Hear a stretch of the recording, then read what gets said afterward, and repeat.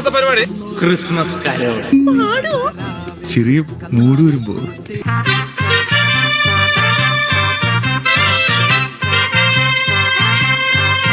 ഗബ്രിയേലിന്റെ ദർശന സാവല്യമായി സർവലോകർക്കും നന്മയേകും കാരുണ്യമായി ബേത്ലഹേമിന്റെ മാറിൽ ഒരാരോമൽ ഉണ്ണി വിരന്നല്ലോ.